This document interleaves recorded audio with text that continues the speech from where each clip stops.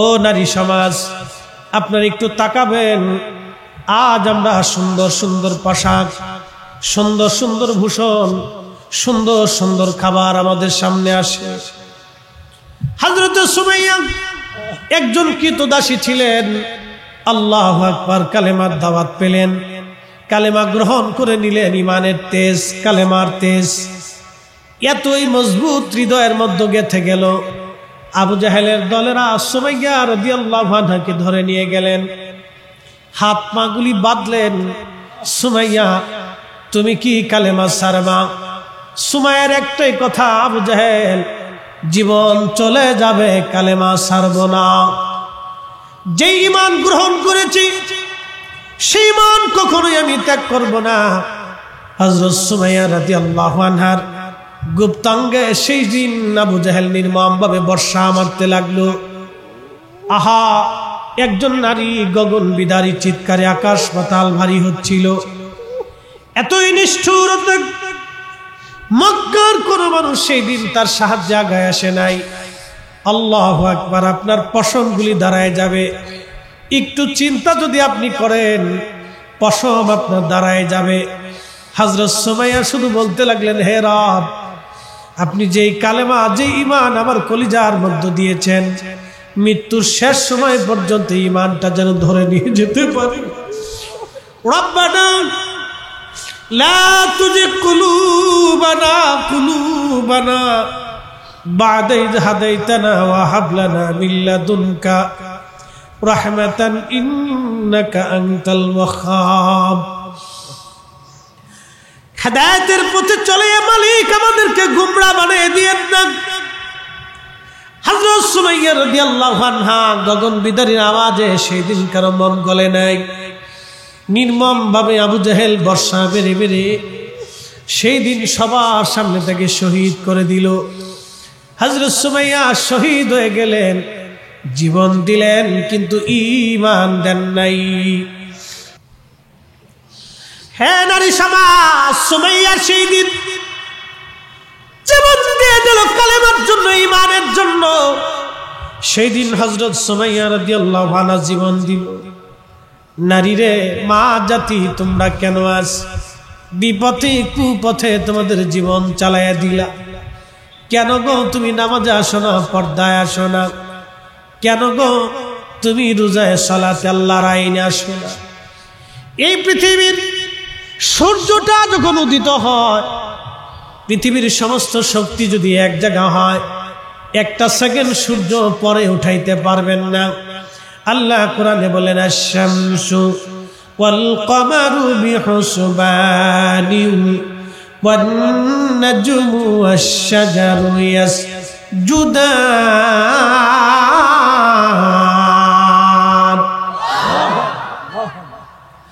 সূর্য এবং চাঁদ আল্লাহর নির্দিষ্ট আইনে কক্ষপথে পরিচালিত হয়। সূর্য এবং চাঁদ আল্লাহর নির্দিষ্ট কক্ষপথে আল্লাহর আইনে পরিচালিত হয়। তুলিজুল লাইলা ফিন নাহারি ওয়া তুলিজুন নাহারা ফিল লাইল।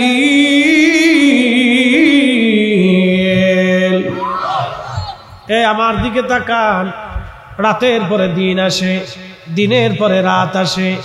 আমাদের আইনে না আল্লাহর আইনে? দিন রাত যদি আবর্তন বিবর্তন আল্লাহর আইনে চলে, পৃথিবী আল্লাহর আইনে চলে, আবহাওয়া আল্লাহর আইনে চলে, বৃষ্টি আল্লাহর আইনে। ওয়ায়ুনাজ্জিলুল গায়স, বৃষ্টি কখন হবে আল্লাহ ছাড়া কেউ জানে না। ও বৃষ্টি আল্লাহর আইনে, পৃথিবী আল্লাহর আইনে, নক্ষত্র আল্লাহর আইনে, আবহাওয়া আল্লাহর আইনে চলে, সমগ্র মাখলুকগুলি আল্লাহর আইনে চলে। একমাত্র মানুষ আর জিন আল্লাহর আইনে চলতে চায় না। কি কথা কর না কেন? সমগ্র সৃষ্টিগুলি যদি আল্লাহর আইনে চলে, আমরাও আল্লাহর আইনে। কথা কর না কেন? জোরে বলেন। না না হয় না, আরো জোরে বলেন। আমরা কার আইনে? জোরে বলেন। একসাথে একসাথে বলেন, কার? হাত উঁচা করে বলেন, কার? আরো জোরে বলেন, কার? সাতক্ষীরাবাসী খুব খুবই মনোযোগের সাথে কথাগুলি শুনে যাবেন। আজ সুমাইয়া জীবন দিলেন, স্বামী হযরত ইয়াসার রাদিয়াল্লাহু আনহু আহা 2 পা রশি দিয়ে বেঁধে দিল আবু জাহেল। 2টা উটের গলার মধ্যে রশি বেঁধে দিয়া 2টা উটকে 2 দিকে সরায়া দিল। পৃথিবীর কঠিন লোমহর্ষক ঘটনা। সেই দিন আবু জাহেলের দলেরা করলো, আহা ওই দৃশ্যটা যদি আপনারা দেখতেন সেই দিন কলিজা ফেটে মারা যাইতে। আপনার সামনে যদি কোনো হিন্দুর বাড়িতে আগুন লাগে আপনি অবশ্যই বসে থাকবেন না। মানবতার তাগিদে, হৃদয়ের ভালোবাসার তাগিদে হলো আপনি পানি নিয়ে হলো হিন্দুর বাড়ির আগুন নিভানোর চেষ্টা করবেন, কারণ সে আপনার প্রতিবেশী। আপনার বাজারে একসাথে ব্যবসা করে, আপনার দেশের সন্তান, সে আপনার এলাকার ছেলে, আপনার এলাকার অথবা আপনার এলাকার ব্যক্তি। আত্মমানবতার তাগিদে, ভালোবাসার তাগিদে আপনি পানি নিয়ে তার আগুন নিভানোর চেষ্টা করবেন। একটা হিন্দু ব্যক্তি যদি অ্যাক্সিডেন্ট করে বসে, আপনি চিন্তা করবেন সে মানুষ, সে কোন ধর্মের এটা দেখার বিষয় না, তাকে আগে বাঁচাইতে হবে। আপনি তাকে ধরে নিয়ে দ্রুত গতিতে ডাক্তার দেখাবেন, চিকিৎসা করাবেন। আমাদের দেশের ডাক্তার যারা চিকিৎসা দেয় তারা অনেক হিন্দু ডাক্তার আছে, খ্রিস্টান ডাক্তার আছে, বৌদ্ধ ডাক্তার আছে। রোগী দেখার সময় কিন্তু তারা ধর্মের চিন্তা করে না, তারা চিন্তা করে মানুষের চিন্তা। কি কথা কন না কেন? কোন মুসলিম ডাক্তার যদি ভালো হয়, বড় ডাক্তার হয়, হিন্দু বৌদ্ধ খ্রিস্টান সব ধর্মের মানুষ তার কাছে যায়। কোন হিন্দু ডাক্তার যদি বড় ভালো ডাক্তার হয়, মুসলমানরাও তার কাছে যায়। সে কিন্তু এই চিন্তায় চিকিৎসা করে না যে সে মুসলমান, তার আমি খারাপ চিকিৎসা করে দেই। এই চিন্তা কিন্তু ডাক্তারের মগজে থাকে না। আমরা যারা আলেম ওলামা আছি, আমাদের কাছেও সব ধর্মের মানুষ সমান। একজন মুসলমান আমার কাছে যেমন নিরাপত্তা পাবে, একজন হিন্দু আমার কাছে তেমন নিরাপত্তা পাবে। কি কথা কন না কেন? কিন্তু সেই দিন কালেমা পড়ার কারণে রাসূল কারীমের সাহাবী, দরিদ্র সাহাবী হযরত ইয়াসার রাদিয়াল্লাহু আনহুর পায়ের মধ্যে রশি বেঁধে দিয়ে আবু জাহেলের দলেরা 2 উটের গলার মধ্যে রশি বেঁধে দিয়ে উট 2 দিকে চালায় দিল। উট দৌড়াই যায়, হযরত ইয়াসার রাদিয়াল্লাহু আনহুর 2 পায়ের মাঝখান থেকে একটা দেহ ছিঁড়ে ফেরে আলাদা হয়ে বাবার সন্তানদের সামনে তিনি শহীদ হয়ে যান। কি কঠিন ঈমানের তেজ হলে সেই দিন হযরত ইয়াসার স্ত্রী শহীদ হলো, সন্তান শহীদ হলো, নিজে শহীদ হলো, তারপরও সেই দিন ঈমান ছেড়ে দেন নাই। সাতক্ষীরাবাসী, আপনাদের ওয়াজ শোনার এক ধরনের স্পিড খুব ভালো। আমাকে মাওলানা আশরাফুল ইসলাম আজিজি আমার বন্ধু মানুষ, তিনি এক মাদ্রাসার প্রভাষক হুজুর এখানে বসে আছেন। আমাকে আজকে ফোন দিয়েছেন, মাঝে মধ্যে কথা হয়, ওলামায়ে কেরাম আছেন, খুবই মনোযোগ দিবেন। বন্ধু বলেছিলেন অনেক মানুষ আপনি পাবেন সাতক্ষীরার মানুষ বসে বসে ওয়াজ শোনে, তারা ওয়াজের প্রতি ভালো এক ধরনের পজিটিভ তাদের চিন্তা চেতনা। আমি ঠিক এসে দেখলাম বাড়িতে বসে না থেকে এই মাঠের মধ্যে এসে আপনার ওয়াজ শোনার জন্য চলে আসছেন। এটা কোনো ব্যক্তির মহব্বতে না, এটা আল্লাহ তার রাসূলের প্রেমে পরে আপনারা উপস্থিত হয়ে গেছেন। কথা বলেন ঠিক কিনা? আমি কেন কথাগুলি সাজিয়ে বলতেছি? আলামা হাদানা লিদীনিহি, দিন পেয়েছি, কোরআন পেয়েছি, ঈমান পেয়েছি, সেই জন্য আমরা মাহফিল সাজাই দিলাম। আল্লাহর নবী বললেন তোমরা কি করো ওই মাহফিলে? বলেন না দুআল্লাহ, আল্লাহকে ডাকি, ওয়া নাহমাদুহু, আল্লাহর প্রশংসা করতেছি, আল্লাহকে ডাকতেছি, আল্লাহর প্রশংসা করতেছি। মনে রাখবেন বাড়িতে কোরআন খতম আপনি দেন, এই যে তলবে আলেমদেরকে ডেকে নিয়ে বাড়িতে কোরআন শরীফ খতম আপনারা দেওয়াবেন, আগে আমাদের দেশে চমৎকার একটা রেওয়াজ ছিল, যদিও অনেক ভাইরা বুঝে হোক না বুঝে হোক, ইচ্ছায় হোক অনিচ্ছায় হোক, বেদাতের ফতোয়া দিয়ে বন্ধ করে দিয়েছে। না না না, একটা কথা মনে রাখবেন, কোরআনের আওয়াজের চাইতে সুন্দর আওয়াজ পৃথিবীতে কোনো কিতাবের আওয়াজ হতে পারে না।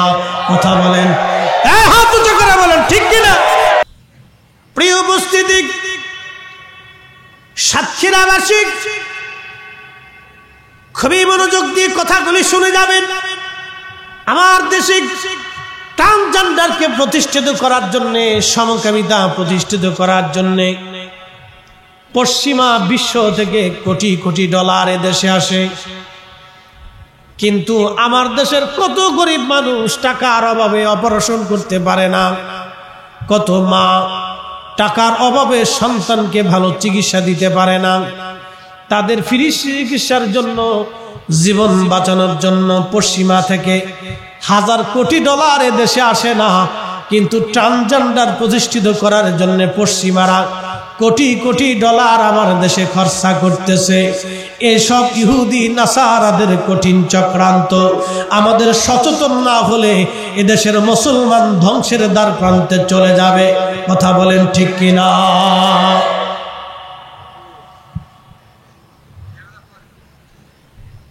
যুব সমাজ ভালো করে শুনে যাবেন, আমার মা বোনেরা, আমরা আমাদের সন্তানদেরকে হকের পথে চালানোর জন্য, সঠিক রাস্তায় চালানোর জন্য আমাদের সন্তানদেরকে সুশিক্ষা দিতে হবে। শুধু গোল্ডেন প্লাস পাইলে ছেলে সুশিক্ষায় শিক্ষিত হয় না। যে ছেলেটা গোল্ডেন পাওয়ার পরও বাবা মাকে শ্রদ্ধা করে না, তার মানে বোঝা গেল এই গোল্ডেনের 4 পয়সাও দাম নাই। প্রিয় উপস্থিতি, সাতক্ষীরাবাসী খুবই মনোযোগের সাথে কথাগুলি শুনবেন। আল্লাহ রাব্বুল আলামিন একটা জাতিকে ট্রান্সজেন্ডারের জন্য ধ্বংস করে দিলেন। সে জাতির নাম হযরতে লূত আলাইহিস সালামের কওম। বর্তমানে জর্দান, সিরিয়া, ইসরাইল, লেবানন এবং ফিলিস্তিনের একটা মধ্যবর্তী জায়গার নাম এই বাহারে মায়েত। এই জায়গাটা পৃথিবীর সমুদ্রের পানিগুলি লোনা, কিন্তু এই বাহারে মায়েতের পানি সমুদ্র থেকে 10 গুণ বেশি লোনা। এত পরিমাণে লোনা, এখানে কোনো কীট পতঙ্গ, কোনো জীব জানোয়ার বাঁচে না, কোনো প্রাণী পানির মধ্যে ডুবে যায় না, মানুষগুলি ভাসতে থাকে। শুধু সমকামিতার জন্য আপনি একটু চিন্তা করেন, একটা কুকুর কোনোদিন পুরুষ কুকুর আর পুরুষ কুকুর কোনোদিন সঙ্গমে মিলিত হয় না। একটা পাখি পুরুষ পাখি কখনো সঙ্গমে মিলিত হয় না। যেই চেতনা মানুষ করল, এত বড় নোংরা চেতনা প্রতিষ্ঠিত করার জন্য আমার দেশে কোটি কোটি ডলার ব্যয় করা হয়, কিন্তু আমার দেশের যুব সমাজকে মাদক থেকে এবং অপসংস্কৃতি থেকে বের করার জন্য কোনো ডলার ব্যয় করা হলো না। আমার দেশের লক্ষ লক্ষ পথ শিশু আছে যারা পথের মধ্যে ঘুমায়, রাস্তাঘাটে ঘুমায়, বাজারে হাটে বাজারে ঘুমায়, নেশা করে, খেয়ে না করে ভিক্ষা করে খায়। ঢাকা শহরে, রাজশাহী শহরে, চট্টগ্রাম শহরে, প্রত্যেকটা বিভাগীয় শহর এবং জেলা শহরগুলিতে দেখবেন কিছু বস্তি এলাকার পথ শিশু আছে যারা একবারে আগামীর ভবিষ্যৎ অনিশ্চিতভাবে তারা ঘুরে বেড়ায়, ভিক্ষা করে খায়, রাস্তাঘাটে মানুষের থাবর চবর খায়, লাথি সবর খেয়ে তারা বড় হয়ে ওঠে। ট্রান্সজেন্ডারের জন্য দেশে শত শত কোটি পশ্চিমারা ব্যয় করলো, কিন্তু পথ শিশুদেরকে মানুষ করার জন্য তারা কোটি টাকা ব্যয় করে না। তার মানে তারাও আমাদের সাথে বাহানা ধোঁকামি করতেছে। আমরা আলেম সমাজ এইগুলি বুঝি, আমরা মুসলমান বুঝি, কোনোদিনও এইগুলি আমরা মেনে নিতে পারবো না। হাত উঁচা করে বলেন ঠিক না বেঠে? প্রিয় সাতক্ষীরাবাসী, কথাগুলি শুনে যাবে না। কেন কথাগুলি বলতেছি? আমাদের সমাজ অন্ধকারে যাতে নিমজ্জিত না হয়, আগামীর প্রজন্ম যাতে অন্ধকারে নিমজ্জিত না হয়ে যায়, আগামীর ছেলেরা যাতে অন্ধকারে নিমজ্জিত না হয়, সেই জন্য কথাগুলি আপনাদের সামনে তুলে ধরলাম। এই জন্য সাহাবীরা বলল, হুজুর আমরা হেদায়েত শূন্য ছিলাম, হেদায়েত পাওয়ার পরে আমরা এই মাহফিল সাজে আল্লাহর জিকিরে, আল্লাহর ফিকিরে, ইবাদতে আমরা বসে গেলাম। আর একটা কারণ আছে নবীজি, আর একটা কারণ হলো মান্না আলাইনা বিকা, আপনি নবীর মতো মহা নিয়ামত, আপনি নবীর মতো মহা নিয়ামত আল্লাহ আমাদের মধ্যে দান করেছেন, আল্লাহ দয়া করে দিয়েছেন। সেই জন্যে আমরা আল্লাহর দরবারে মাহফিল সাজিয়া গুণকীর্তনে বসে গেলাম। হামদে বারিতালায় নাদুল্লাহি নাহমাদুহু, আল্লাহকে ডাকতে বসে গেলাম এবং আমরা আল্লাহর প্রশংসায় বসে গেলাম। আল্লাহর নবী জিজ্ঞেস করলেন, সাহাবীরা তোমরা কি এই কারণে বসছো নাকি অন্য কোনো উদ্দেশ্য আছে? সাহাবীরা বলেন, আল্লাহি, আল্লাহর কসম করে বলি নবী গো, আলামা হাদানা লিদিনিহি ওয়া মান্না আলাইনা বিকা, কোরআন পাইয়া এবং আপনি নবী পাইয়া আমরা খুশি হইয়া এই জান্নাতের বাগান আমরা সাজাইলাম। দুনিয়ার কোন মোহে এই বাগান আমরা সাজাই নাই, দুনিয়ার কোন উদ্দেশ্যে বাগান আমরা সাজাই নাই। আল্লাহ এবং কোরআন এবং নবী পাওয়ার কারণে এই মাহফিল আমরা সাজিয়েছি, কোরআন পাইয়া রাসূল পাইয়া বাগান সাজিয়েছি। এখন আমার দেশে যারা তাফসীরুল কোরআন মাহফিল করেন, আলহামদুলিল্লাহ করেন, কোরআনের তাফসীর আমাদের বেশি বেশি শোনার দরকার। যারা ঈদে মিলাদুন নবী মাহফিল করেন, নবী পাইয়া করেন, আল্লাহ রাসূলের সম্মান শুনলে আশিক উম্মতের কলিজা বড় হয়ে যায়। কথা কর না কেন, ঠিক কিনা? সবাই বলেছেন, হুজুর কারবালার একটু আজ আপনি আমাদেরকে শোনাবেন। আজ আপনাদেরকে সেই কারবালার ময়দানে নিয়ে যাব। যদিও এটা কারবালার মাস না, তারপর অনুরোধের কারণে একটু বলতে হয়।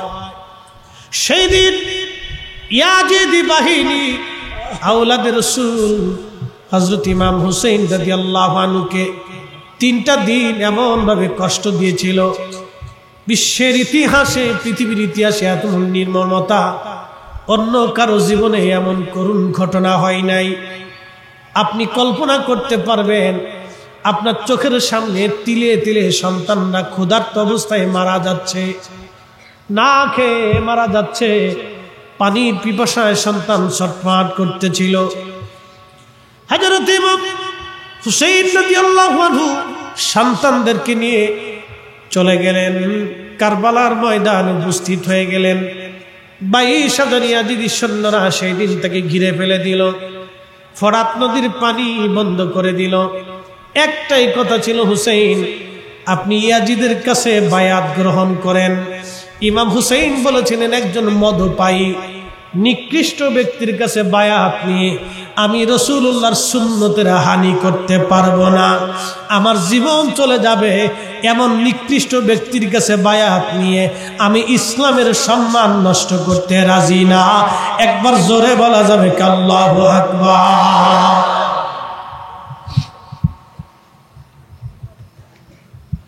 সেই দিন যদি আওলাদে রাসূল ইমাম হুসাইন ইয়াজিদের কাছে বায়াত নিতেন, তাহলে মুসলমান সারা জীবন মিথ্যার কাছে মাথা নত করত।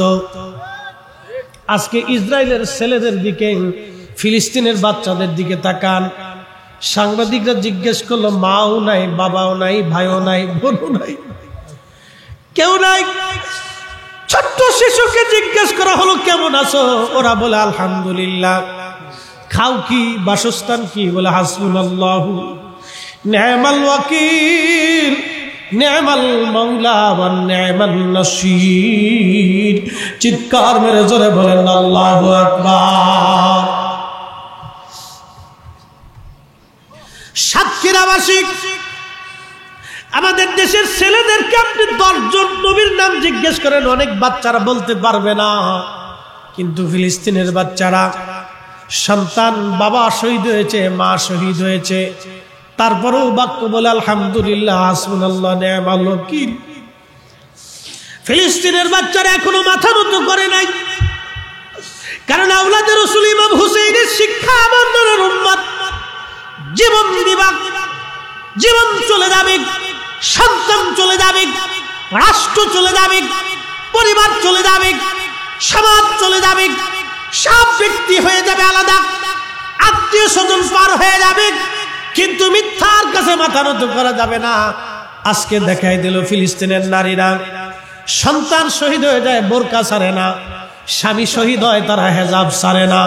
আর আমার দেশের নারীরা বোরকাই পরতেই চায় না, হেজাব তাদের মাথায় থাকে না। তার মানে আমরা নামে মুসলমান, কাজে মুসলমান হতে পারি নাই। কথা বলেন ঠিক কিনা? বলে ফরিদি হুজুর কারণ কি? আল্লাহু আকবার। নবীজির পরিবারের আহলে বায়াত অনেক সদস্য ছিলেন। প্রিয় নবীর বিবিগণ আহলে বায়াতের অংশ, সন্তানরা আহলে বায়াতের অংশ। আল্লাহর হাবিব নিজে, ফাতেমা, হাসান, হুসাইন, আলী রিদওয়ানুল্লাহি তাআলা আলাইহিম আজমাইন, এই পাঁচজন ছিলেন আল্লাহর নবীর আহলে পরিবার, খাস আহলে বায়াত। অন্যরাও আহলে বায়াত ছিলেন, খাস ছিল। এই পাঁচজনের সম্মান আকাশ চুম্বি,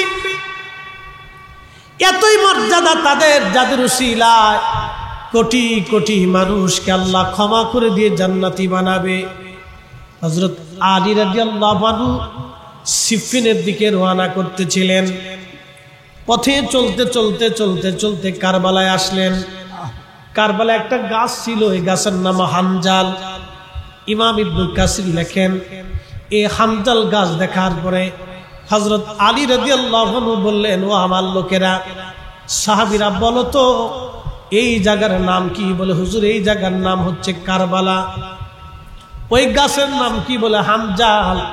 হযরত আলী রাদিয়াল্লাহু আনহু ঘোড়া থেকে নেমে গেলেন, বাহন থেকে সওয়ারি থেকে নামলেন। নামার পরে তিনি ওই হানজাল গাছের পাশে গেলেন, যাই নামাজ বিছাইয়া নামাজ আদায় করলেন। নামাজ শেষ করার পরে হযরত সাইয়্যিদুনা আলী রাদিয়াল্লাহু আনহু দোয়া করতে লাগলেন, আর চোখের পানি ফেলে ফেলে তিনি কাঁদতে লাগলেন। যখন দোয়া শেষ হয়ে গেল, সাহাবীরা জিজ্ঞেস করলেন, আমিরুল মুমিনিন, বিষয়টা বুঝলাম না, এই হানজাল গাছের কাছে কারবালার ময়দানে আপনি কেন কাঁদলেন? এইখানে আপনি কেন নামাজ পড়লেন? দোয়া কেন করলেন? কিসের দোয়া করলেন? কেন চোখের পানি আপনি ফেললেন? হযরত আলী ডাক দিয়ে বললেন, সাহাবীরা রে, আমি আমার মাসুক নবীর পবিত্র জবান থেকে শুনেছি, আল্লাহর নবী বলেছেন কারবালায় হানজাল গাছের পাশে এইখানে আমার হুসাইনকে শহীদ করা হবে, আমার হুসাইনের সঙ্গী যারা হবে তাদেরকেও শহীদ করা হবে। সাহাবীদের পরে জমিনের উপরে, আসমানের নিচে তারা হবে দামি শহীদ, তাদের শাহাদাতের মর্যাদা থাকবে অপরিসীম। সাহাবায়ে কেরামের পরেই তাদের মর্যাদা হবে। হযরত আলী বললেন, আমি আমার রাসূলের জবান থেকে শুনেছি এইখানে আমার হুসাইন শহীদ বলে উপস্থিত। মনোযোগ। 3 দিন পর্যন্ত পানি বন্ধ হয়ে গেল। ফরাত নদীর তীর সৈন্যরা ঘিরে ফেলল, পানি নাই, খাবার নাই। 3 দিনের শেষ সময়ে, আল্লাহু আকবার, শেষ সময়ে ছোট্ট শিশু আলী আসগর কোলের মধ্যে, আলী আকবর শহীদ হয়েছে, হযরত ইমাম কাসেম শহীদ হয়েছেন, হযরত আব্বাস আলামদার রাদিয়াল্লাহু আনহু শহীদ হয়েছেন, আরো পরিবারের সদস্যরা শহীদ হয়ে গেছে। শুধু বেঁচে আছে হযরত জয়নুল আবেদিন এবং শিশু আলী আসগর রাদিয়াল্লাহু আনহু। হযরত আলী আসগরকে কোলের মধ্যে নিয়ে ইমাম হুসাইন রাদিয়াল্লাহু আনহু পানির আশায় গেলেন। বিবি শাহরবানু, যিনি পারস্য সাম্রাজ্যের নাতি ছিলেন, হযরত আলী রাদিয়াল্লাহু আনহু পার্সিয়ানদের কাছ থেকে যুদ্ধে বিজয় করার পরে তারা যখন এই অ্যারেস্ট হয়ে যখন মদিনাতে আসলো, হযরত আলী রাদিয়াল্লাহু আনহু নিজে ইমাম হুসাইনের সঙ্গে তার শাদী দিয়েছিলেন। পার্সিয়ান সাম্রাজ্যের নাতি শাহরবানু, আল্লাহ তার গর্ভে একটা সন্তান দিয়েছিলেন। এই সন্তানের নাম ছিল আলী আসগর রাদিয়াল্লাহু আনহুকে কোলের মধ্যে নিয়ে বিবি সাহেবা ডেকে বললেন, স্বামী আমার, ওদের দৃষ্টিতে আপনি অপরাধী হতে পারেন, কিন্তু আমার এই কলিজার টুকরো সন্তান তো কোনো অপরাধ করে নাই, একটু পানির জন্য তাকে নিয়ে চলে যান, দেখেন পানি দেয় কিনা। হযরত ইমাম হুসেন অনেক বড় আশা নিয়ে চলে গেলেন। হযরত ইমাম হুসেন কোলের মধ্যে সন্তান নিয়ে গেলেন। 22,000 ইয়াজিদি সৈন্যরা সামনে দাঁড়ানো। আওলাদে রাসূল তাদেরকে ডেকে বলেন, নানার উম্মত, তোমরা আমার দৃষ্টিতে, তোমাদের দৃষ্টিতে আমি অপরাধী হতে পারি, তোমাদের দুশমন হতে পারি, কিন্তু আমার ছোট্ট শিশু আলী আসগর তো কোনো অপরাধ করে নাই, একটু পানি তুমি দয়া করে তাকে দাও। সেই দিন আওলাদে রাসূলের সেই করুণ আর্তনাদ তাদের মনে মায়া লাগে নাই। চিন্তা করেন পৃথিবীর কত বড় নির্মমতা, কত কঠিন নির্মমতা সেই দিন প্রদর্শন করা হয়েছিল। আল্লাহু আকবার। ইমাম হুসেন রাদিয়াল্লাহু আনহু বারবার বললেন, দেখো, যদি বিশ্বাস না করো, অন্তত আমার কোল থেকে সন্তানটাকে নিয়ে যে অন্তত সন্তানটাকে একটু পানি পান করায় দাও। সাতক্ষীরাবাসী সন্তানটাকে নিয়ে গেলেন। আওলাদে রাসূল বুকের মধ্যে ধরে বসে আছে। সীমার সেদিন ডেকে বলল, দাঁড়াও, জনমের পানি তোমাদেরকে পান করাচ্ছি। এক নাফরমান ইয়াজিদ শিবির থেকে একটা তীর ছুঁড়ে মারল।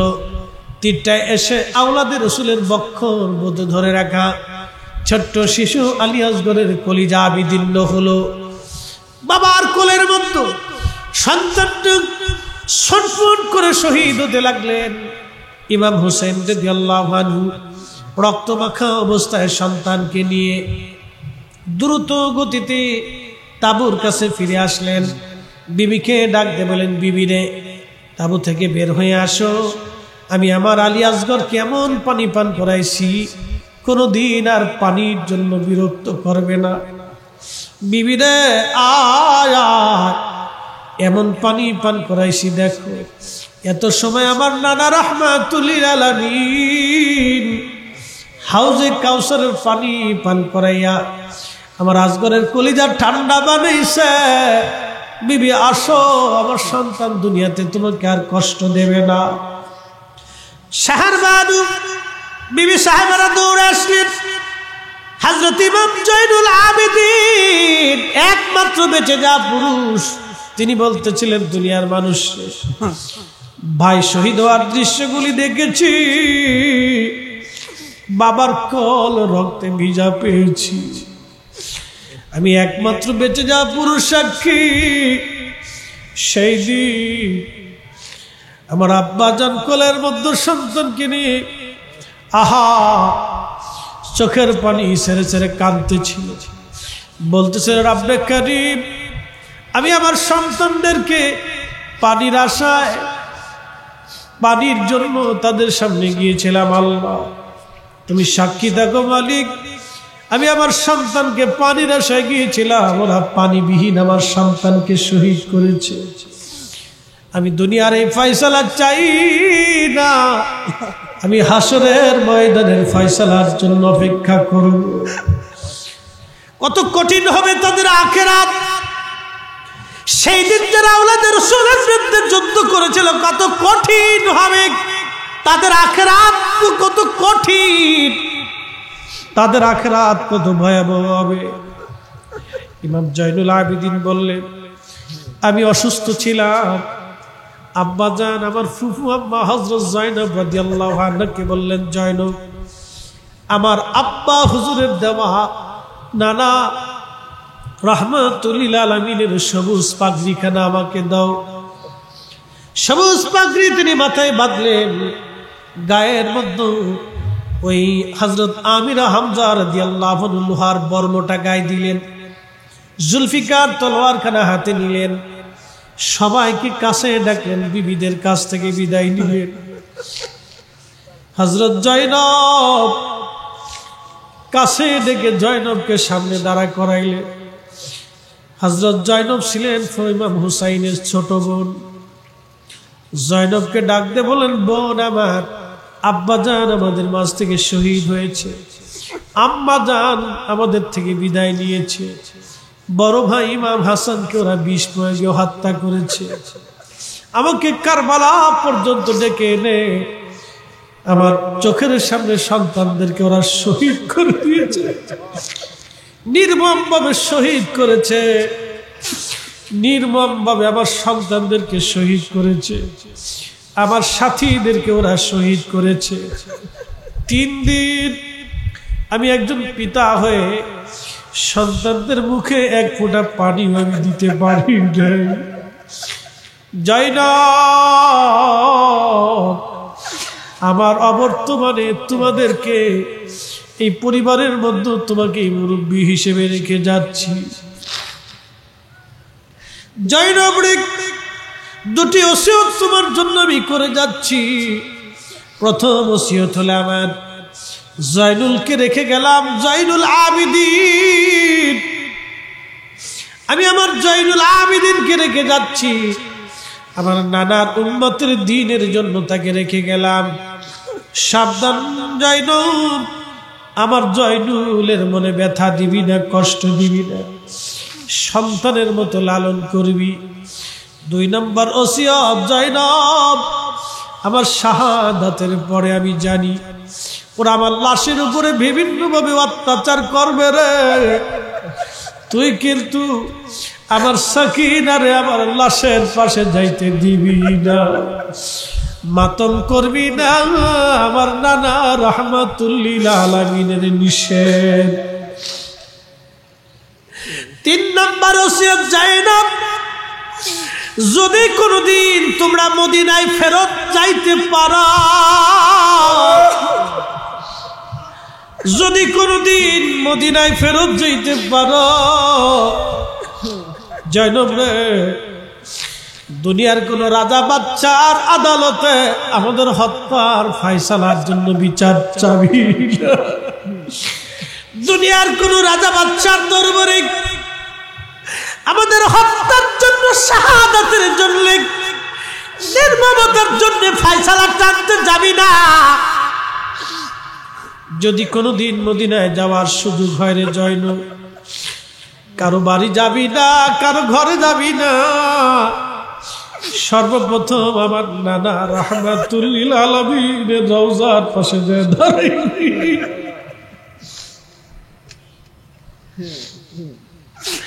ধীরে ধীরে চালাও সুরি সীমার আমারি গলায়,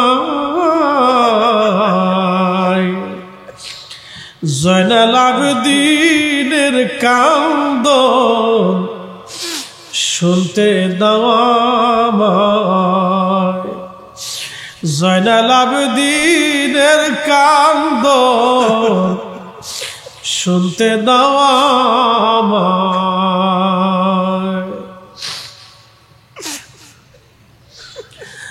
সাতক্ষীরাবাসী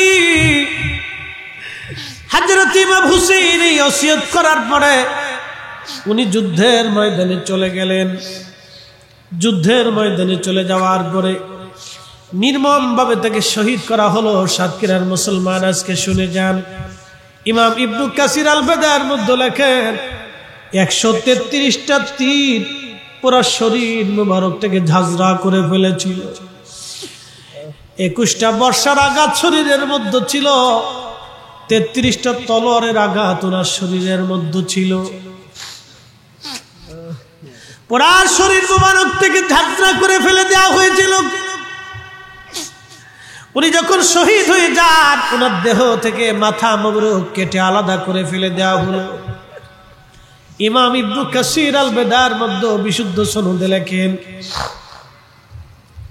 যখন এইভাবে নির্মম ভাবে অত্যাচার চলতেছিল, হযরত আব্দুল্লাহ ইবনে আব্বাস, যিনি রইসুল মুফাসসিরিন ছিলেন, কোরআনের সবচেয়ে বড় মুফাসসির, আল্লাহর নবীর আপন চাচাতো ভাই ছিলেন, উনি বলতেছেন, আসরের নামাজের পরে আমি কাবা শরীফের সঙ্গে হেলান দিয়ে বসা অবস্থায় আমি ঘুমিয়ে পড়লাম। আল্লাহর ঘরের সাথে হেলান দিয়ে ঘুমিয়ে পড়েছি। স্বপ্নের মধ্যে দেখি আমার পেয়ারা নবীজি কারবালার দিক থেকে জুব্বা মোবারকে ধুলাবালি দাড়ি চুল মোবারকে ধুলাবালি, হাতের মধ্যে রক্ত গুলি নিয়া নবীজি দৌড়াইয়া দৌড়াইয়া কাঁদতে কাঁদতে কাবা শরীফের দিকে দৌড়াইয়া দৌড়াইয়া নবী আসতেছে। ইবনে আব্বাস বলেন, দুনিয়ার মানুষ স্বপ্নের মধ্যে দৃশ্যখানা দেখে আমি নবীজিকে বললাম, ইয়া রাসূলুল্লাহ, জীবনে কোনোদিন আপনার গায়ে ধুলাবালি দেখি নাই, চুল দাড়ি মুবারক এরকম ধুলাবালি এলোমেলো দেখি নাই, হাতের মধ্যে রক্ত কেন নবীজি? কেঁদে কেঁদে কেন আপনি কাবার দিকে দৌড়ে আসতেছে? আল্লাহর নবী ডাক দেখা, ইবনে আব্বাস রে, আব্দুল্লাহ রে, মক্কায় খবর দাও, আমার হুসাইন দুনিয়ায় না,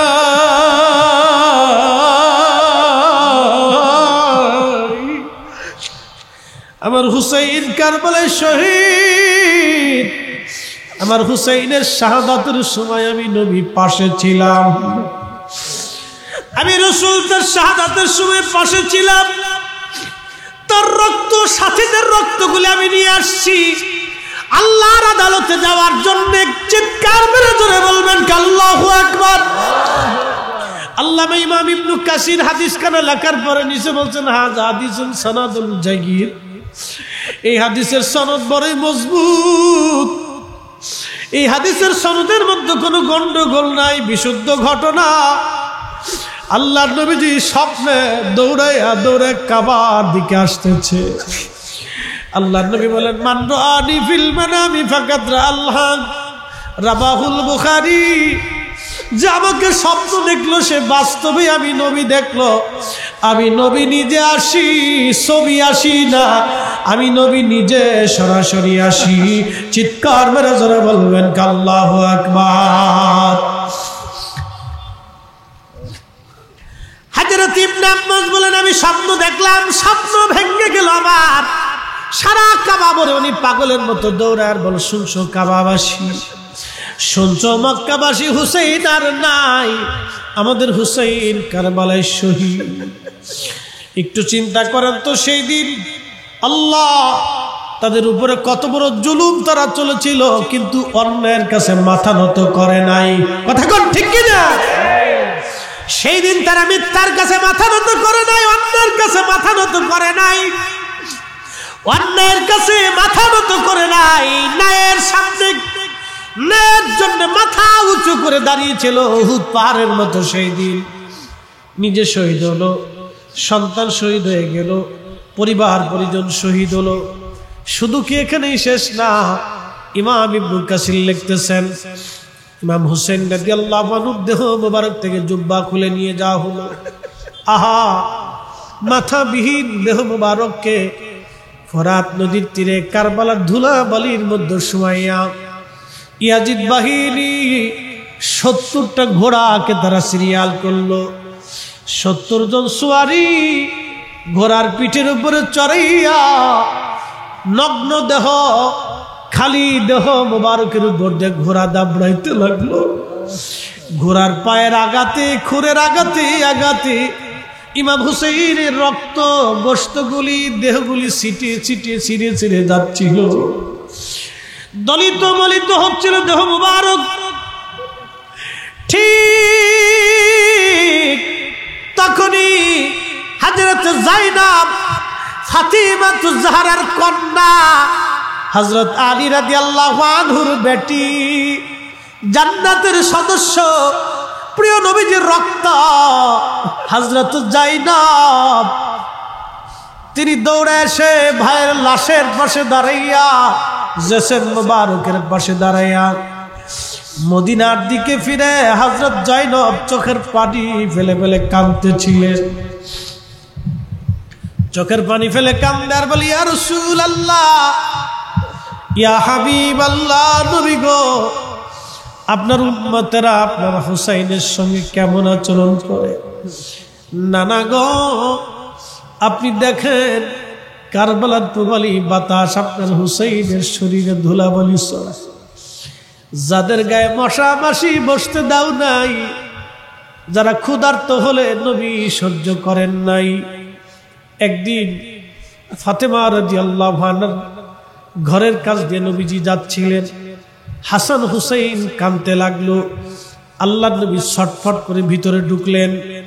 ঢুকার পরে ফাতেমাকে জিজ্ঞেস করলেন, ফাতেমা রে, আমার হাসান আর হুসাইন কি জন্য কাঁদে বলো?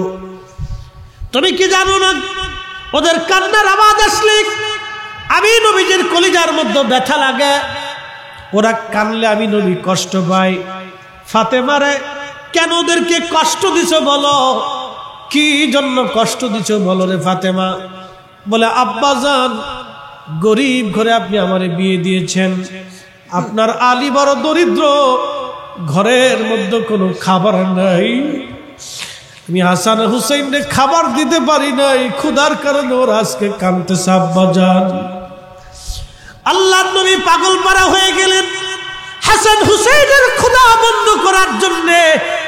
তখন নবী বলেন, আমার হাব্বানি মান হাব্বাহুমা, আমার হাসান আর হুসাইনকে কেউ যদি ভালোবাসে, ফাকাদ হাব্বানি, সে আমাকে ভালোবাসে।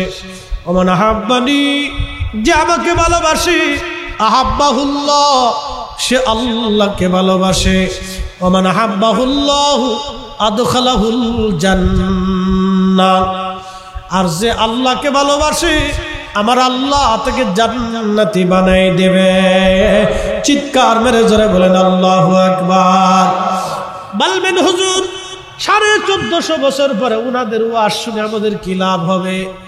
আল্লাহর কসম করে বলি, আওলাদে রসুলের করুণ কষ্টের কথাগুলি শোনার পরে যাদের চোখ বেয়ে একটু পানি বের হয়েছে, এই পানির উসিলায় বান্দার জীবনের গুনাহ মাফ হয়ে যাবে। পতিতা নারী কুকুরকে পানি পান করানোর কারণে যদি জান্নাতে যাইতে পারে, আহলে বাইতে রসুলের প্রেমে চোখের পানি পড়লে আমাদের গুনাহ মাফ হবে। কথা বলেন ঠিক কিনা? আহলে বাইতে রসুলের মহাব্বতে আমাদের চোখের পানি পড়লে আমাদেরও ক্ষমা হবে, আমাদেরও ক্ষমা হবে, আমাদেরও ক্ষমা হবে, আমাদেরও ক্ষমা হবে। শ্রেষ্ঠ নবী দিলাম রে তরিয়ে নিতে রোজা শরীক, শ্রেষ্ঠ নবী দিলাম রে তরিয়ে নিতে রোজা শরীক, পথ না ভুলি তাই তো দিলে পাক কুরআনের বাণী, খুদা তোমার মেহেরবানি। ঠিক কিনা? সুন্দর ফুল সুন্দর ফল মিঠা নদীর পানি, খুদা তোমার মেহেরবানি।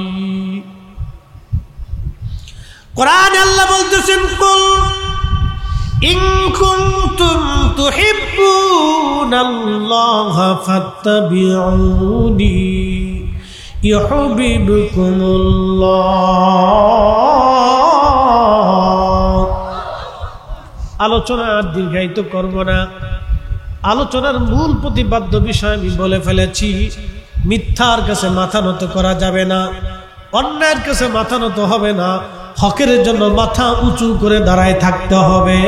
কথা বলেন ঠিক কিনা? আল্লাহ কবুল করুন, সকলেই বলেন আমিন। আল্লাহু আকবার। সে আমাকে টাকা দেয় নাই, বরং মূলত আহলে বাইত রসুলের মহাব্বতে দিয়েছে। কি কথা বলেন ঠিক কিনা? এ হাদিয়াটা আমার জন্য না, এটা আহলে বাইত রসুলের মহাব্বতে দিয়েছে। কথাগুলি শোনা লাগবে আমাদেরকে। তাহলে আপনারা বলেন, বেশি বেশি দোয়ার দরকার আছে না নাই? এক কথা বলেন, দরকার আছে। হালাল খাবার, হালাল খাদ্য ভক্ষণ করবেন। হারাম খাইয়া কোনোদিনও হজ যদিও করেন, এই যে সামনে হজ 30 অথবা 1 তারিখে আমার ফ্লাইট, আমি হজে যাব, দোয়া করবেন। এ বন্ধু, হজে চলে যাবেন। আমার মুআল্লিম আমাকে বলতেছিলেন, আমার যিনি হজে নিবেন, এই খাজা এয়ারলাইন্স জালালাবাদী সাহেব, তিনি বলতেছেন যে মামা কথা শুনেন, এক ভদ্রলোক ওনার কাছে আসছে, আয়েশা বলতেছে, হুজুর আপনি আমাকে একটা প্যাকেজ দেন। তো উনি ওনার ট্রাভেলসটা খুব দামি এবং বড় বড় হায়ার এডুকেটেড পার্সন ওনারটাই যায়। তো বলতেছে আমার ট্রাভেলসে 22 লক্ষ টাকার প্যাকেজ আছে, 25 লক্ষ আছে, 30 লক্ষ আছে, কোনটায় যাবেন? কয় না, সবচাইতে কম যেটা এটা দেন। সরকারি হিসেবে 5,80,000 বা 90,000। বলতেছে আপনি এত বড় কোটি কোটি টাকার মালিক? বলতেছে মালিক হইতে পারি, আমার টাকা তো হারাম, কারণ আমি টেবিলের নিচ দিয়ে মাইরে দিছি।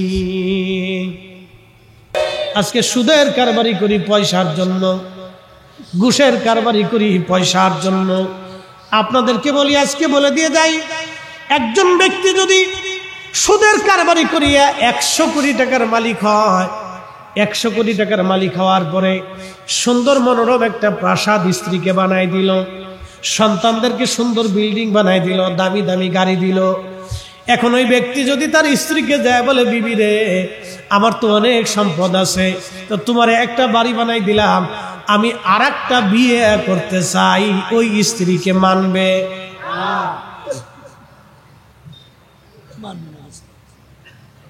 এই কথা কর না কেন, মানবে? তাহলে ওই স্ত্রীর জন্য সুদ খাই ওই বেটার জিন্দেগি শেষ। দুনিয়াতে যদি অন্য স্ত্রী না মানে তো আখিরাতের হালত কি? 0 0 0। ও আসলেই বুকা, ও আসলেই বুকা। আর আপনাদেরকে বলে দিয়ে যাই, যেই সন্তানের জন্য সুদ ঘুষ খাইয়া হারাম খাইয়া 100 কোটি টাকার মালিক হইল, ওই লোকটা ধরেন তার আর একটা স্ত্রীর প্রয়োজন, তার এই স্ত্রী মারা গেছে, ধরেন আর একটা স্ত্রীর প্রয়োজন, ছেলে মেয়েরা বড় হয়ে গেছে, ওই ছেলেদেরকে ডাক দিয়ে যদি বলে বাবারা আমার আর একজন স্ত্রীর দরকার, আমি বিয়ে করতে চাই, রাত্রিবেলা গোপনে ছেলে দেয়া গলার মধ্যে ছুরি ধরে বলবে, বুড়া কালে যদি অকাম করবার চাও, বুড়া তোর জিন্দেগি শেষ করে ফেলব। ঠিক বললেও ঠিক, না ঠিক বললেও ঠিক, খোঁজ নিয়ে যায় দেখেন, ওর জিন্দেগির 16 আনার 16 আনাই শেষ। দুনিয়াতে যদি না পান তাহলে হাসরের মাঠ কত কঠিন। এই জন্য কোরআন কতই চমৎকার আমাদেরকে একটা শিক্ষা দিয়ে গেল। একসাথে জোরে বলেন তো আল্লাহু আকবার। ইয়া আইয়ুহাল্লাযীনা আমানু লা তুলহিকুম আমওয়ালুকুম ওয়ালা আওলাদুকুম আন যিকরিল্লাহ।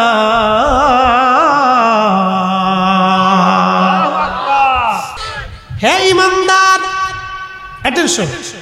ইয়া আইয়ুহাল্লাযীনা আমানু লা তুলহিকুম আমওয়ালুকুম ওয়ালা আওলাদুকুম আন যিকরিল্লাহ।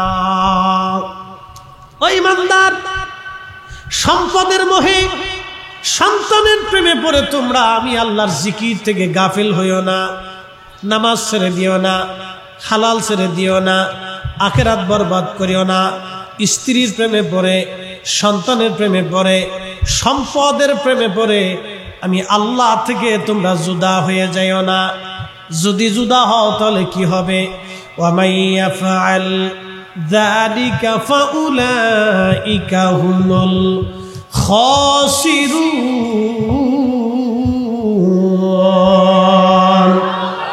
তুমি ক্ষতিগ্রস্ত হয়ে যাবে, তোমার আখিরাত বরবাদ হয়ে যাবে। জিন্দেগি তোর যাইরে ফাঁকি দিয়া রে হবে সোনার জিন্দেগি তোর যায় ফাঁকি দিয়া, জিন্দেগি তোর যাইরে ফাঁকি দিয়া রে সোনার জিন্দেগি তোর যায় ফাঁকি দিয়া। ও আদাম রে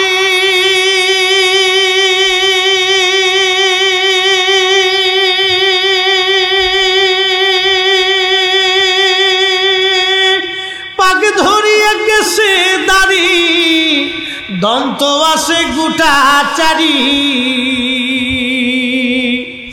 সমন জারি গিয়াছে কুরিয়ার সোনার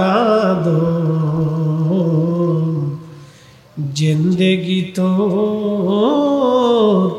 যায় ফাঁকি দিয়া।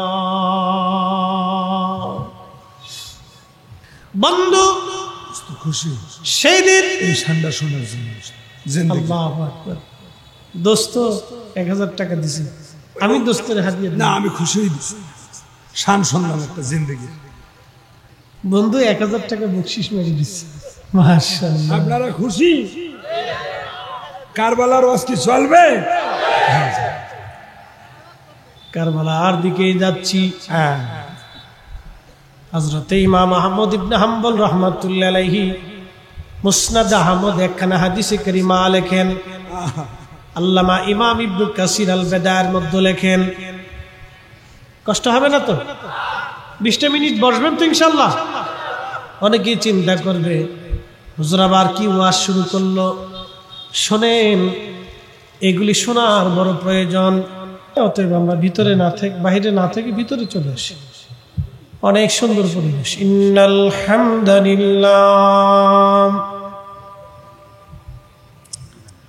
ইন্নাল হামদুলিল্লাহি আসসালাতু ওয়াসসালাম আসসালাতু ওয়াসসালামু আলা রাসূলিল্লাহি ওয়া আলা, আগের মতো তো এত সুর আমার সুর এমনি বানা,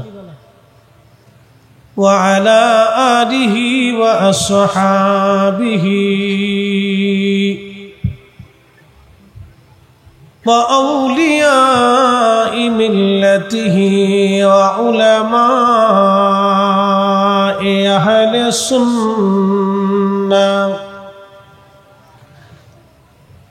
أما بعد فقد قال الله تعالى في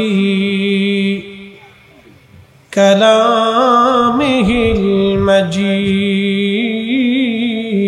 المجيد يا أيها الذين آمنوا اتقوا الله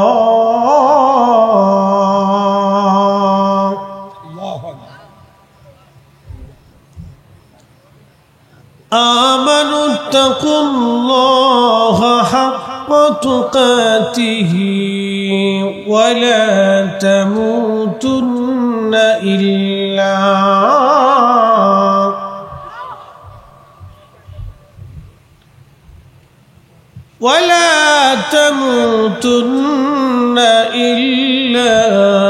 وأنتم مسلمون.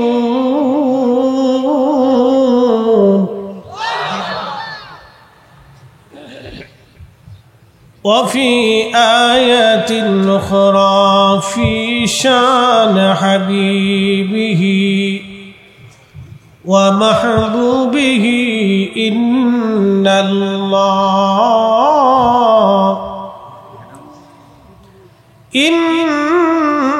الله وملائكته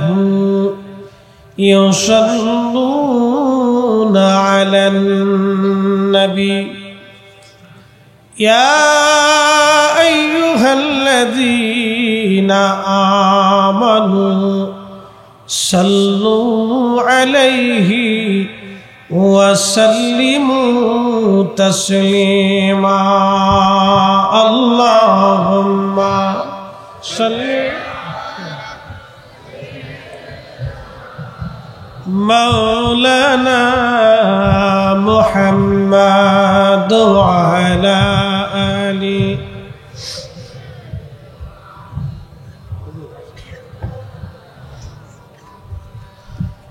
محبت پرن درود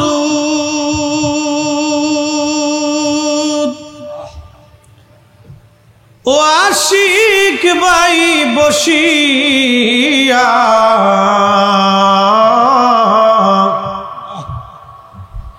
এই না দুরূদ শুনেন গো নবীজি মদিনাতে থাকিয়া আল্লাহুম্মা সাল্লি আলা মাশাআল্লাহ জবান খুলে ওয়া আলা আলি সাইয়্যিদিনা।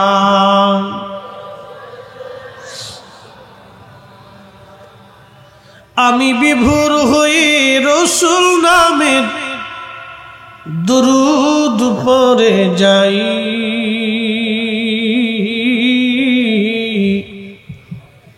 ওই নামের মাঝে কি যেন এক শান্তি খুঁজে পাই,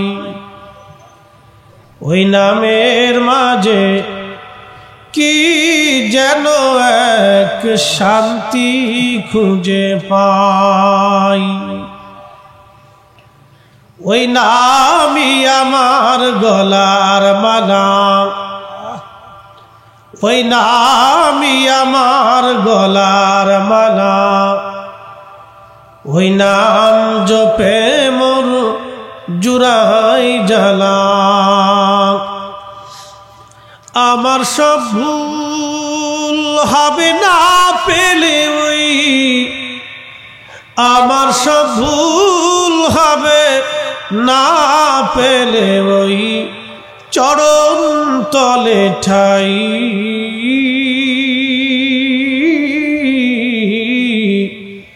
ওই নামের মাঝে কি যেন এক শান্তি খুঁজে পাই। আমি বিভোর হই রসুল নামের দুরূদ পড়ে যাই, ওই নামের মাঝে কি যেন এক শান্তি খুঁজে পাই। আল্লাহুম্মা সাল্লি আলা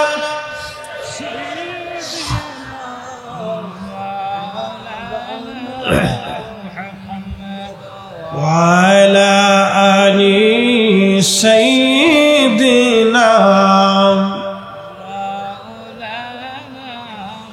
একটু জিকির করি লা ইলাহা, একসাথে লা ইলাহা, হক লা ইলাহা, লা ইলাহা ইল্লাল্লাহু মুহাম্মাদুর রাসূলুল্লাহ সাল্লাল্লাহু আলাইহি ওয়াসাল্লাম। আমরা একসাথে বলি আলহামদুলিল্লাহ। এই মাহফিলের ভিতরে বসে শান্তি লাগে না খারাপ লাগে? অ্যাটেনশন, কেন শান্তি লাগে আমি বুঝাই। অনেক মানুষের ভিতর থেকে আল্লাহ যাচাই বাছাই করে পছন্দ করে আপনার আমার মতো নাসিজ আর নাফরমানকে আল্লাহ তার বেহেশতের বাগানের ভিতরে বসার মতো সুযোগ করে দিয়েছে। এই জন্য একসাথে শুকরিয়া করে বলি আলহামদুলিল্লাহ। বর্তমান পৃথিবীতে মুসলমান আছে 200 কোটি, মানুষ আছে 800 কোটি। 600 কোটি মানুষ আল্লাহকে আল্লাহ বলে স্বীকার করে, মাত্র 200 কোটি মানুষ আল্লাহকে আল্লাহ বলে স্বীকার করে। এই 800 কোটি মানুষের ভিতরে আল্লাহ আপনাকে আমাকে মুসলমান বানিয়েছেন, ইমানের দৌলতে দৌলতওয়ালা বানিয়েছেন। জীবনের সবচেয়ে বড় দৌলত হচ্ছে ইমানের দৌলত। কথা বলেন ঠিক কিনা? এর উপরে দৌলত হতে পারে। এই যে জান্নাতের বাগানের ভিতরে আসছে, এরকম বাগান সাহাবায়ে কেরামের সময়ও অনুষ্ঠিত হতো। সুনানুন নাসাইর এক হাদিসে হযরত আবু সাঈদ খুদরি রাদিয়াল্লাহু আনহু বলতেছেন, আমার কাছে হাদিস বর্ণনা করেছেন হযরত আমির মুয়াবিয়া রাদিয়াল্লাহু আনহু। তিনি এক সাহাবায়ে কেরামের জামাতের পাশ দিয়ে আল্লাহ রাসূলের সাথে যাচ্ছিলেন। তো সাহাবায়ে কেরাম এরকম মজলিস কায়েম করছে। তো মজলিস কায়েম করার সময় আল্লাহ রসুল ওই রাস্তা দিয়ে যাওয়ার সময় জিজ্ঞেস করলেন, মা জালাসনা, ও সাহাবীরা, তোমরা এই বাগানে কেন বসছো? এই জালসা কি জন্য কায়েম করছো? এই বৈঠক, এই প্রোগ্রাম কেন তোমরা সাজাইছো? সাহাবা ইকরাম জবাব দিলেন, আলা মা হাদানা বিদীনিহি, আল্লাহ আমাদেরকে দ্বীন দিয়েছে, ঈমান দিয়েছে, কোরআন দিয়েছে, সেই জন্য আমরা বেহেশতের বাগান সাজাই দিয়েছি। একসাথে বলা যাবে আল্লাহু আকবার। বলে হজে যাবেন কেমনে? বলে বাবার জমি বিক্রি করিয়া। দেখেন কত বড় চালাক, কোটি কোটি টাকার মালিক, কিন্তু টেবিলের নিচ দিয়ে টাকা। বলছে 22 লক্ষ টাকার প্যাকেজ নেন। কয় না, একবার সর্বনিম্ন যেটা কয় বাবার জমি বেচে তারপরে হজে যাবো, হজেরটা হালাল রাখতেছি। আমি বললাম, তারা জিজ্ঞেস করলাম যে এতদিন যা খাইছে এটা কোথায় গেছে? যেই টাকাটা খাইছে হারাম টাকার গরুর গোশত আর শুয়োরের গোশতের মধ্যে কোনো তফাৎ নাই। এই আসতে বলেন কেন? জোরে বলেন। হারাম টাকার খাসির গোশত আর কুকুরের গোশতের মধ্যে কোনো তফাৎ নেই। এটাও হারাম, এটাও হারাম। আমি বললাম, এতদিন যা খাইলো তাহলে সেটা কোথায় গেছে? আল্লাহ রসুল বললেন, যে শরীর হারাম খাদ্য দিয়ে গঠিত হয় সেই শরীর কখনো জান্নাতে যাবে না। চিন্তা করেন তো, ইমাম হুসেন যদি সেই দিন ইয়াজিদের কাছে মাথা নত করতেন, তাহলে আজকেও এই উম্মত মিথ্যার কাছে মাথা নত করত। দেখবেন এই উম্মত এখনো হকের উপরে জিন্দা থাকে, এখনো মাথা উঁচু করেই থাকে। কথা কম না কেন, ঠিক কিনা? আল্লাহ কবুল করুন, সকলে বলেন আমিন। এসেছেন যত নবী সকলের ইমাম, আসেন দুয়ার আগে আমরা নবীজিকে সালাম দিব। এসেছেন যত নবী সকলের ইমাম, সালাম নবী তোমায় হাজারো সালাম।